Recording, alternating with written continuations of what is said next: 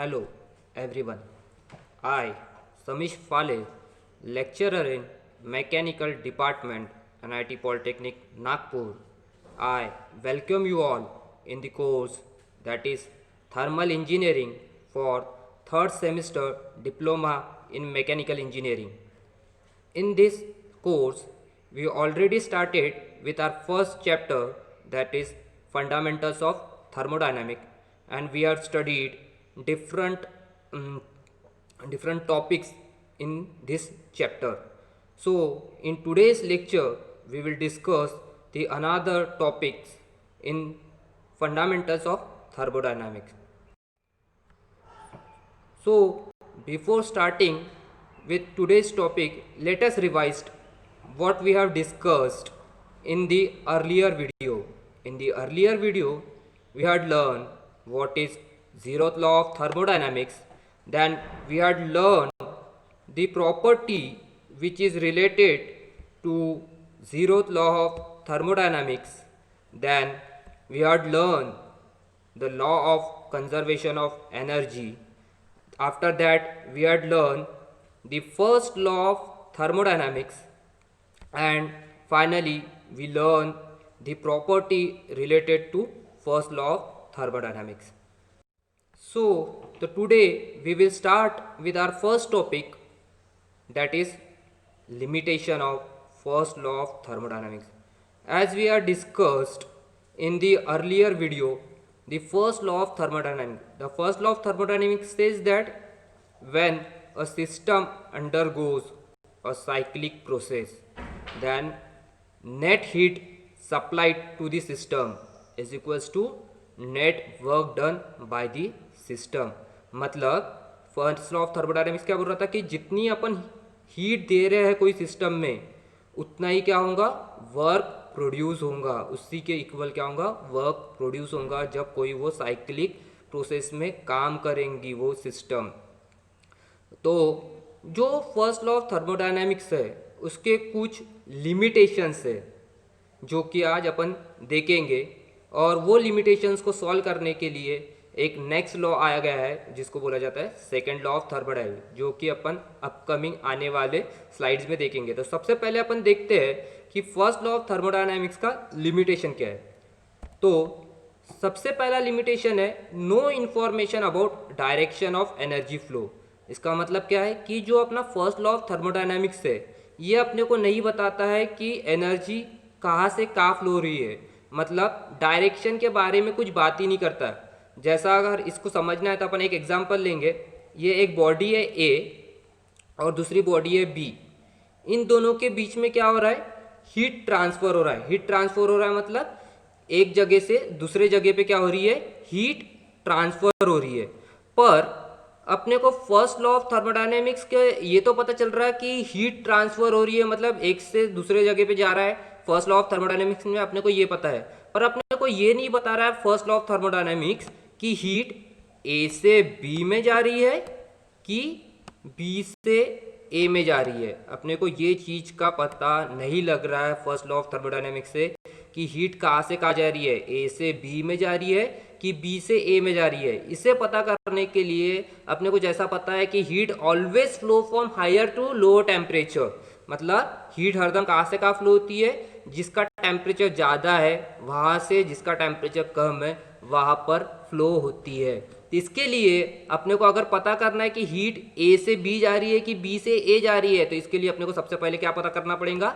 Body ए का temperature पता करना पड़ेगा और बॉडी बी का टेम्परेचर पता करना पड़ेगा. जब अपने को पता चलेगा कि बॉडी ए का टेम्परेचर अगर ज़्यादा है तो हीट कहाँ से फ्लो होंगी, ए से बी के तरफ. अगर बॉडी बी का टेम्परेचर ज़्यादा है तो हीट कहाँ से फ्लो होंगी, अपनी बॉडी बी से ए के तरफ. पर फर्स्ट लॉ ऑफ थर्मोडायनेमिक्स में डायरेक्शन की बात करता ही नहीं है, वो अपने को बताता ही नहीं है कि हीट ए से बी जा रही है कि बी से ए जा रही है. वो सिर्फ इतना बोलता है कि दो बॉडी है उसके बीच में हीट ट्रांसफर हो रही है. तो ये सबसे पहला लिमिटेशन हो गया किसका, फर्स्ट लॉ ऑफ थर्मोडायनेमिक्स का.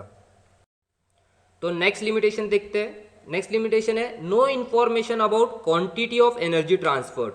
मतलब इसका मतलब क्या है कि अपने को कोई भी इंफॉर्मेशन नहीं दे रहा है कि एनर्जी कितनी ट्रांसफर हो रही है. मतलब इससे दूसरे बॉडी में, एक बॉडी से दूसरे बॉडी में कितनी एनर्जी जा रही है वो अपने को बताता ही नहीं है। जैसा कि अपन फिर से वही एग्जांपल ले रहे हैं, एक बॉडी है बॉडी ए, एक बॉडी है बॉडी बी, इन दोनों के बीच में क्या हो रही है, हीट ट्रांसफर हो रही है। अपने को पता है first law of thermodynamics law of conservation of energy के ऊपर में काम करता है, और law of conservation of energy क्या बोलती है, energy can neither be created nor destroyed but it can be transferred from one form to another. मतलब एनर्जी ना ही अपन बना सकते हैं ना ही खत्म कर सकते हैं, सिर्फ वो क्या होती है कि एक फॉर्म से दूसरे फॉर्म में ट्रांसफर होती है। मतलब जितनी हीट अपनी बॉडी है, ये जो बॉडी ए है, ये जितनी हीट लॉस करेगा, heat loss by one body, जितनी हीट ये बॉडी लॉस करेगा उतनी हीट क्या करेगा बी वाली जो बॉडी है वो क्या करेगा, अपना गेन करेगा। According to law of conservation of energy, first law के हिसाब से यही है कि एक बॉडी जितनी हीट लॉस करेगी उतनी हीट क्या होगी, दूसरी बॉडी गेन करेगी। पर फर्स्ट लॉ ऑफ थर्मोडायनामिक्स अपने को ये बता ही नहीं रहा है कि ये ए बॉडी कितनी हीट लॉस कर रहा है, तो अपने को पता चलेगा क्या बी बॉडी कितनी हीट गेन कर रहा है। तो ये एक क्या हो गया, लिमिटेशन हो गया किसका, फर्स्ट लॉ ऑफ थर्मोडायनामिक्स का। अपने को ये तो पता है कि ए बॉडी जितनी लॉस करेगा उतनी बी बॉडी गेन करेगा, पर इसमें ये नहीं बता रहा है कि ए बॉडी कितने अमाउंट ऑफ एनर्जी की लॉस कर रहा है। क्लियर है, तो ये अपने को नहीं पता चलता है कहाँ से, फर्स्ट लॉ ऑफ थर्मोडायनामिक्स। तो ये हो गया अपना दूसरा लिमिटेशन किसका, फर्स्ट लॉ ऑफ थर्मोडायनामिक्स का। क्लियर है। So the third limitation we will see. तो तीसरा लिमिटेशन क्या है, no information about intention of energy conservation. इसका मतलब जैसा law of conservation of energy बोलता है कि एक फॉर्म से दूसरे फॉर्म में एनर्जी ट्रांसफर हो रही है, ये तो law of conservation of energy है, फर्स्ट लॉ उसके ऊपर में काम करता है, तो वो अपने को पता है। पर अगर एक कोई सिस्टम है, उसको मैं एक फॉर्म ऑफ एनर्जी दे रहा हूँ, सपोज करते हैं मैं इसको दे रहा हूँ पोटेंशियल एनर्जी, तो ये पोटेंशियल एनर्जी सिस्टम किस किस फॉर्म ऑफ एनर्जी में कन्वर्ट करेगा, इसके बारे में भी अपने को फर्स्ट लॉ ऑफ थर्मोडायनामिक्स नहीं बताता है। जैसा ये पोटेंशियल एनर्जी ये काइनेटिक एनर्जी में चेंज हो रही है, कि इंटरनल एनर्जी में चेंज हो रही है, कि एंथैल्पी बढ़ाने के लिए काम आ रहा है, कि एंट्रोपी बढ़ाने के लिए काम आ रहा है, ये अपने को बताता ही नहीं है फर्स्ट लॉ ऑफ थर्मोडायनामिक्स। सिर्फ इतना बोलता है कि एक फॉर्म ऑफ एनर्जी है, जो भी एक फॉर्म ऑफ एनर्जी है वो दूसरे फॉर्म ऑफ एनर्जी में चेंज हो जाएंगी, पर ये कौन सी एनर्जी कौन से फॉर्म में चेंज हो जाएंगी। जैसा अगर अपन एग्जांपल लेंगे अगर कार का, तो क्या होगा, कार जब चल रही है तो उसके अंदर में फ्यूल डाले तो केमिकल एनर्जी है। क्लियर। और केमिकल एनर्जी जब गाड़ी चल रही है तो केमिकल एनर्जी कन्वर्ट हो रही है कहीं में, मैकेनिकल एनर्जी में। पर जब अपन कार बंद करेंगे, उसको अपन मैकेनिकल एनर्जी जब चलेंगी तो क्या फ्यूल फिर से फिल होगा, क्या नहीं होगा। तो ये अपने को बताता ही नहीं है कौन से फॉर्म ऑफ एनर्जी कौन से फॉर्म ऑफ एनर्जी में कन्वर्ट हो सकता है। तो ये एक लिमिटेशन हो गया किसका, अपना फर्स्ट लॉ ऑफ थर्मोडायनामिक्स का। तो नेक्स्ट देखते हैं क्या है, incomplete information about conservation of thermal energy into mechanical energy. अपने को ये बराबर इंफॉर्मेशन नहीं देता है, कंप्लीट इंफॉर्मेशन नहीं देता है कि थर्मल एनर्जी मैकेनिकल एनर्जी में कितना कन्वर्ट हो रही है। जैसे कि अगर आपके दोनों हाथ को रब करोगे, रब कर रहे मतलब क्या कर रहे हैं आप, मैकेनिकल एनर्जी है आपकी, मैकेनिकल एनर्जी है तो क्या आपका रब, हाथ रब हो रहे हैं। वे हाथ रब होने के कारण से आप देखोगे तो कुछ टाइम के बाद में आपके हाथ क्या हो जाएंगे, गर्म हो जाएंगे। मतलब मैकेनिकल एनर्जी हाथ रब करने के कारण से क्या हो गया, मैकेनिकल एनर्जी कन्वर्ट होगी कहीं में अपनी थर्मल एनर्जी में। पर अपन अपने हाथ के नीचे अगर मोमबत्ती जलाए, मोमबत्ती जला बोले तो क्या, हीट मतलब थर्मल एनर्जी दे रहे, तो क्या अपने हाथ अपने आप घिसना चालू हो जाएंगे, क्या नहीं होंगे। तो ये पॉसिबल नहीं है, ये चीज़ें अपने को फर्स्ट लॉ ऑफ थर्मोडायनामिक्स बताता नहीं है। तो यही है अपने कुछ लिमिटेशंस जो अपने को फर्स्ट लॉ ऑफ थर्मोडायनामिक्स नहीं बताता है। तो यही लिमिटेशंस को ओवरकम करने के लिए एक सेकेंड दूसरा लॉ आया था जिसको बोला जाता है सेकेंड लॉ ऑफ थर्मोडायनामिक्स। तो अभी अपन देखते हैं सेकेंड लॉ ऑफ थर्मोडायनामिक्स मतलब क्या होता है। तो सेकेंड लॉ ऑफ थर्मोडायनामिक्स जानने के पहले अपने को कुछ टर्म्स पता होना चाहिए जो कि सेकेंड लॉ ऑफ थर्मोडायनामिक्स में यूज होती है। जैसे कि सबसे पहला टर्म है थर्मल रिजर्वायर। सबसे पहला टर्म है क्या, थर्मल रिजर्वायर। वे थर्मल रिजर्वायर मतलब क्या होता है। आपने सुना होगा वाटर रिजर्वायर, बहुत सारे बोलते हैं अपन वाटर रिजर्वायर है। मतलब रिजर्वायर का मतलब क्या है? रिजर्वायर का मतलब एक ऐसी चीज जिसमें अपन कुछ चीज को स्टोर करके रखते हैं। अगर वाटर रिजर्वायर रहेगा तो उसमें क्या स्टोर करके रखेंगे? अपन पानी को स्टोर करके रखेंगे। अभी अपने पास में कौन सा है? Thermal reservoir. मतलब थर्मल रिजर्वायर क्या है? It is a body having infinite heat capacity. एक ऐसी बॉडी जिसकी इनफाइनाइट हीट कैपेसिटी है, विच कैन एब्जॉर्ब और reject infinite amount of heat. जो क्या कर सकती है? हीट को एब्जॉर्ब भी कर सकती है, रिजेक्ट भी कर सकती है। कौन सी heat? Infinite amount of heat को एब्जॉर्ब भी कर सकती है, रिजेक्ट भी कर सकती है, विदाउट, बिना किसी चेंज इन टेम्परेचर, बिना उसका जो टेम्परेचर है उसको चेंज किए बिना वो क्या कर सकता है? इनफाइनाइट अमाउंट ऑफ हीट को एब्जॉर्ब भी कर सकता है, इनफाइनाइट अमाउंट ऑफ हीट को रिजेक्ट भी कर सकता है। जैसा अपन ने वाटर रिजर्वायर का एग्जांपल लिया, वाटर रिजर्वायर का एग्जांपल में अपन देखते हैं कि वाटर रिजर्वायर मतलब लेक एक एज अ वाटर रिजर्वायर लेते हैं, उसकी क्या है? इनफाइनाइट अमाउंट ऑफ कैपेसिटी है वाटर स्टोर करने की। तो अगर उसमें से वो लेक में से मैंने एक बाल्टी पानी निकाला तो उसका जो पानी का जो स्टोरेज है वो वाटर रिजर्वायर में कम हो जाएगा क्या? उसको कुछ फर्क पड़ेगा क्या? नहीं पड़ेगा।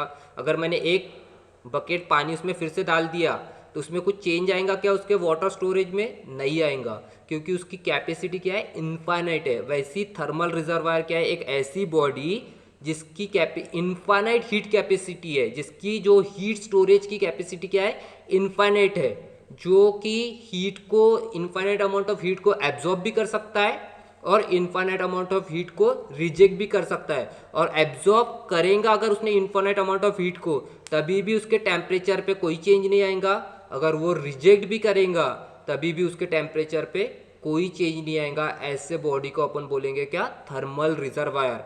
अगर कोई बॉडी हीट एब्जॉर्ब करा और उसके टेम्परेचर में चेंज आया तो वो बॉडी थर्मल रिजर्वायर नहीं कहलाएंगी। या फिर कोई बॉडी ने हीट रिजेक्ट किया और उसके कारण से उसका टेम्परेचर चेंज हो गया तो वो वाले बॉडी को अपन थर्मल रिजर्वायर नहीं बोलेंगे। थर्मल रिजर्वायर अपन किसको बोल सकते हैं? सिर्फ ऐसी बॉडी जिसकी इनफाइनाइट हीट कैपेसिटी है और जो कि इनफाइनाइट अमाउंट ऑफ हीट को एब्जॉर्ब कर सकता है और इनफाइनाइट अमाउंट ऑफ हीट को रिजेक्ट कर सकता है without any change in temperature, बिना टेम्परेचर के चेंज के। ऐसे बॉडी को अपन बोलते हैं थर्मल रिजर्वायर। तो थर्मल रिजर्वायर का एग्जाम्पल क्या हो सकता है? सन। आप देख रहे हो सन, वो क्या है? हीट स्टोर करके रख रहा है, बहुत इनफाइनाइट अमाउंट ऑफ हीट है उसके पास में। वो अपने को रोज की सनरेज देता है, रोज की सनरेज देता है, इनफाइनाइट अमाउंट की अपने को सनरेज दे रहा है, मतलब हीट दे रहा है। तभी भी उसके टेम्परेचर में कुछ चेंज आ रहा है क्या? नहीं आ रहा है। तो सबसे बेस्ट एग्जांपल थर्मल रिजर्वायर का क्या है? अपना सन। क्लियर है? तो नेक्स्ट, ये जो थर्मल रिजर्वायर है ये दो टाइप के होते हैं। सबसे पहला होता है सोर्स। सोर्स बोले तो आपको नाम से ही पता चल रहा है जहां से अपने को मिलेगा कुछ तो भी अपन को मिलेगा, उस चीज को बोलते हैं अपन सोर्स। तो सोर्स क्या है? Infinite amount of heat can be withdrawn. जिस चीज से अपन इनफाइनाइट अमाउंट ऑफ हीट को क्या कर सकते हैं? निकाल सकते हैं।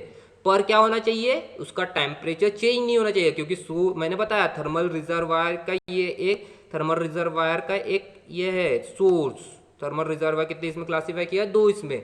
तो थर्मल रिजर्वायर का सबसे पहला क्लासिफिकेशन क्या है? सोर्स। तो सोर्स क्या है? Infinite amount of heat can be drawn. जिस चीज से अपन इनफाइनाइट अमाउंट ऑफ हीट को क्या कर रहे हैं? निकाल रहे हैं, उस चीज को बोलेंगे अपन क्या?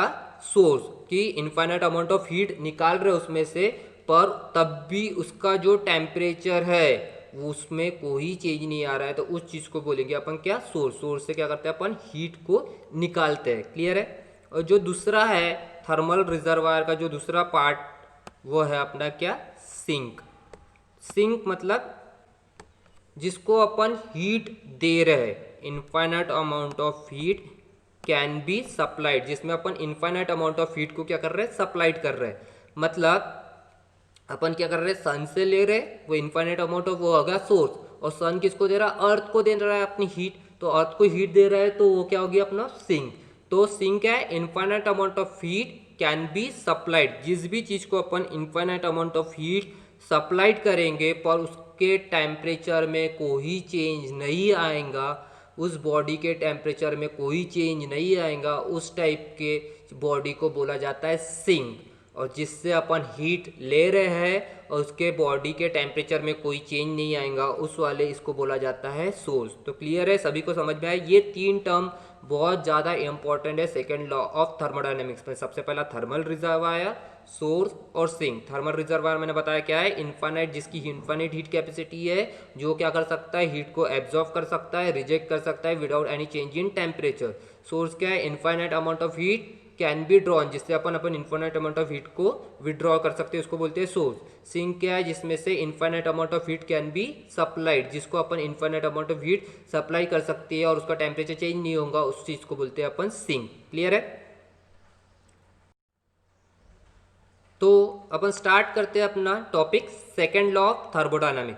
जो ये सेकेंड लॉ ऑफ थर्मोडायनामिक है, इसके दो साइंटिस्ट लोगों ने स्टेटमेंट दिया है। सेकेंड लॉ ऑफ थर्मोडायनेमिक्स के कितने साइंटिस्ट ने स्टेटमेंट दिया है, दो लोगों ने। एक क्लॉसियस नाम का साइंटिस्ट था, उसने एक स्टेटमेंट दिया है सेकेंड लॉ ऑफ थर्मोडायनेमिक के बारे में, और एक केल्विन प्लैंक नाम का साइंटिस्ट था, उसने एक स्टेटमेंट दिया है अपने को किसके बारे में, अपना सेकेंड लॉ ऑफ थर्मोडायनेमिक्स में। तो अपन देखते हैं एक एक स्टेटमेंट कि क्लॉसियस ने क्या बोला है और केल्विन प्लैंक ने क्या बोला है। तो सबसे फर्स्ट देखते हैं अपन क्लॉसियस ने क्या बोला है। क्लॉसियस का स्टेटमेंट क्या है, इट इज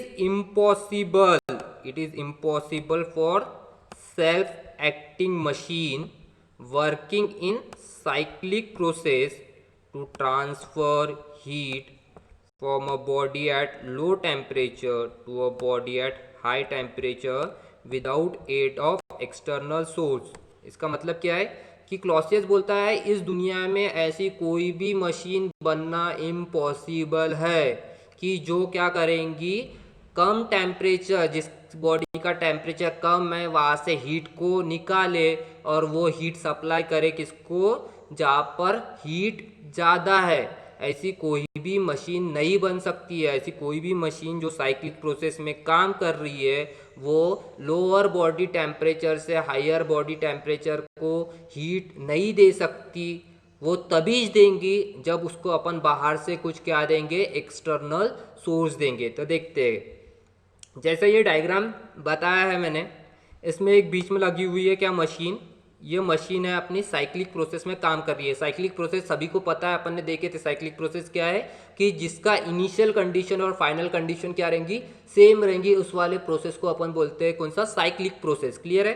तो ये एक मशीन है जो कि साइक्लिक प्रोसेस में काम कर रही है। तो क्लॉसियस क्या बोलता है कि ये जो लो टेम्परेचर रिजर्वायर है, इससे हीट निकालना और हाई टेम्परेचर जो रिजर्वायर है उसको हीट देना, ये मशीन क्या नहीं कर सकती। ये जो लो टेम्परेचर रिजर्वायर है इससे हीट निकालने का और ये जो हाई टेम्परेचर रिजर्वायर है इसको हीट देने का, ये पॉसिबल ही नहीं है ऐसी मशीन बनाना।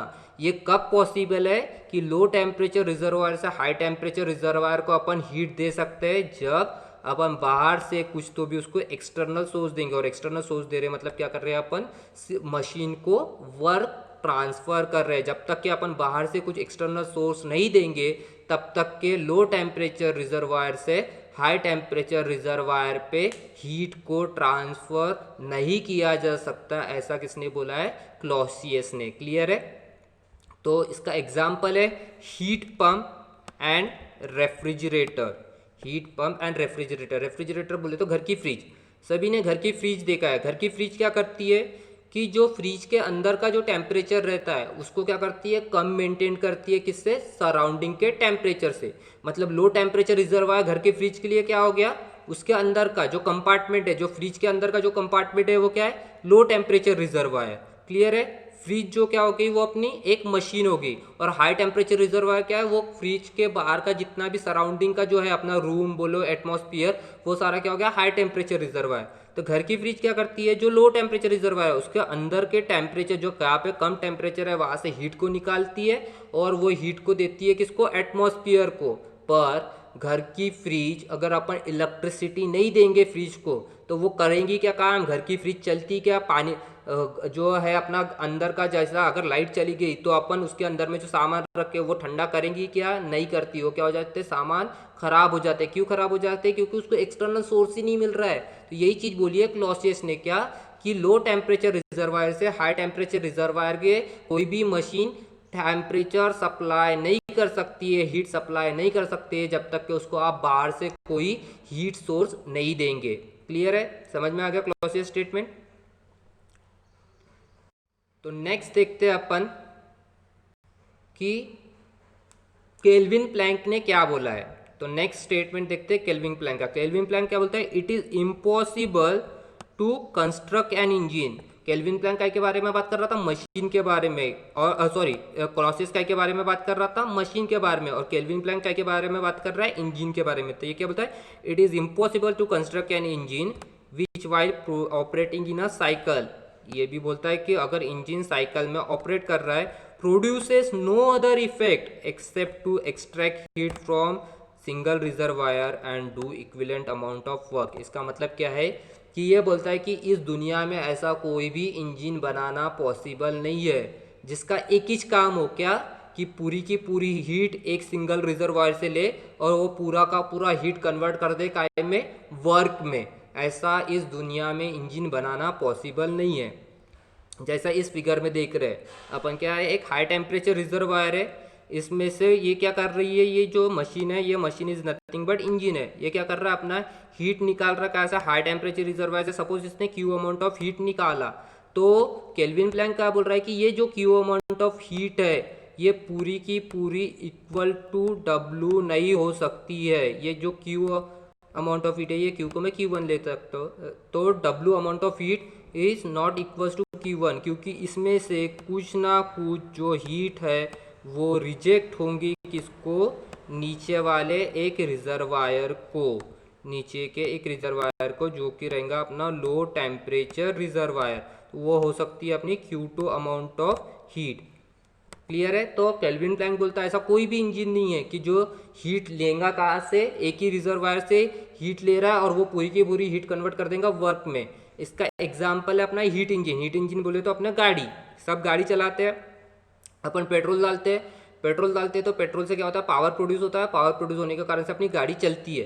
पर अपन गाड़ी में देखते हैं जो साइलेंसर है उसमें से कुछ तो भी धुआं बाहर निकल रहा है, या फिर अपना जो इंजन है उसमें से भी कुछ तो भी रेडिएंट अमाउंट ऑफ हीट निकल रही है। तो वो जो हीट निकल रही है वो कौन सी हीट है? ये Q2 अमाउंट ऑफ हीट है। क्लियर है? तो केल्विन प्लैंक ये बोलता है कि इस दुनिया में ऐसा कोई भी इंजन बनना पॉसिबल नहीं है जो कि साइकिल में ऑपरेट हो रहा है, कि उसका एक ही काम हो, क्या कि जितनी अमाउंट ऑफ हीट वो निकाल रहा है एक रिजर्वायर से, उतनी की उतनी हीट पूरा कन्वर्ट कर दे किसमें?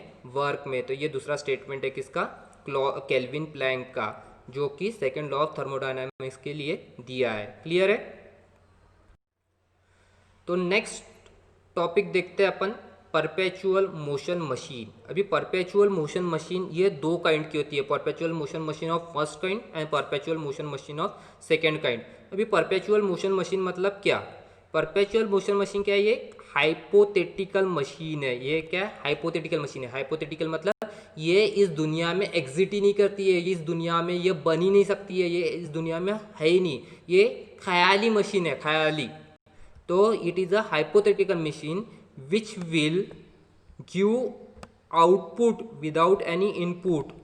ये परपेचुअल मोशन मशीन कौन सी है? कि हाइपोथेटिकल मशीन है, क्या कि बिना किसी इनपुट के अपने को आउटपुट दे रही है, ऐसी मशीन को बोला जाता है perpetual motion machine of one.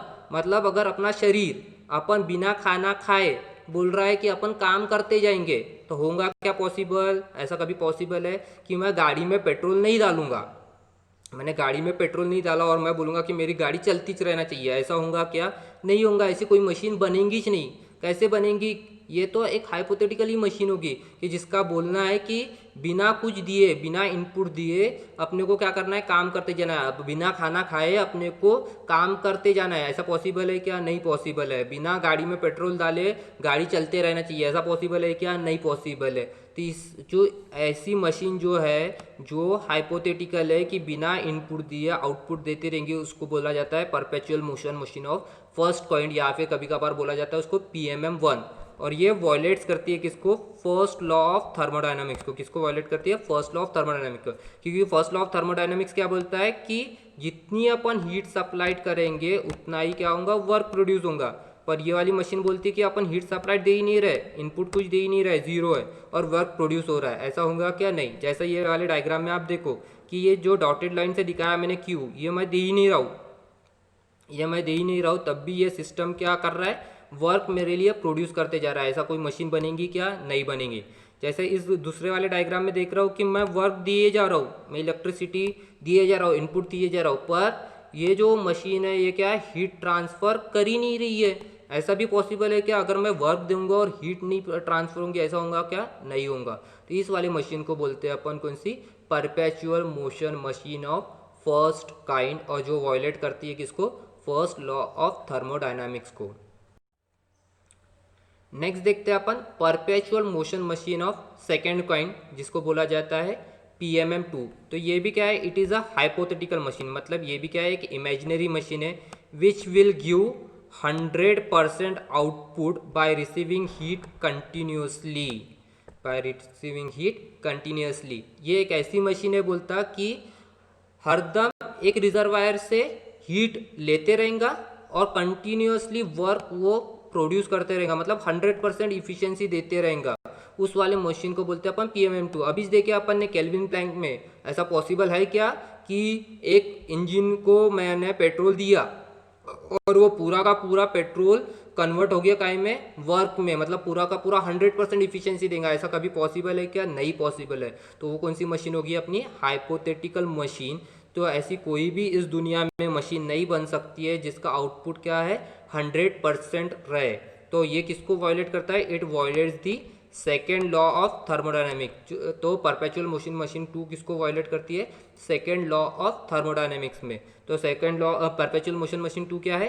कि ऐसी मशीन जो क्या सिर्फ हीट लेती रहेंगी कंटिन्यूसली एक सोर्स से और पूरा का पूरा वर्क में कन्वर्ट करती रहेंगी, मतलब 100% आउटपुट बनाते रहेंगे। ऐसा पॉसिबल नहीं है, ये अपने को पता है। तो इसलिए ये कौन सी मशीन है? अपने हाइपोथेटिकल मशीन है। और हाइपोथेटिकल होने के कारण से ये कौन से लॉ को वायलेट करते हैं? It violets the second law of thermodynamics.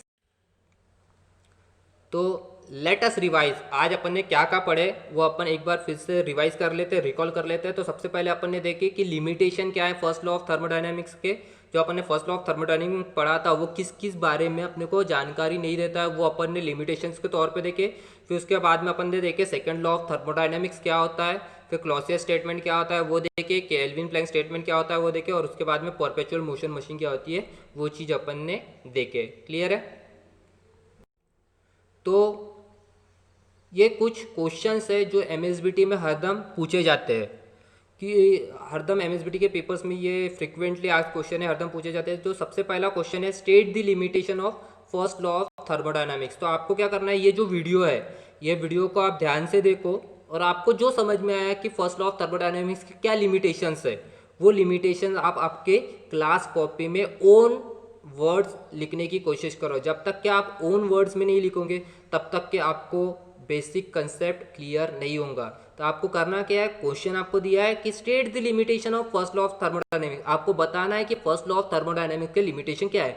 तो ये वीडियो को आप देखो, इसमें से आपने जो सीखे हो कि फर्स्ट लॉ ऑफ थर्मोडायनेमिक्स के लिमिटेशन क्या है वो चीज़ें आप अपने मन से लिखो अपनी कॉपी में। अगर नहीं लिख पा रहे हो तो फिर से वीडियो देखो और फिर से उसको लिखने की कोशिश करो, पर अपने ओन लैंग्वेज में इस लिमिटेशंस को लिखने की कोशिश करो।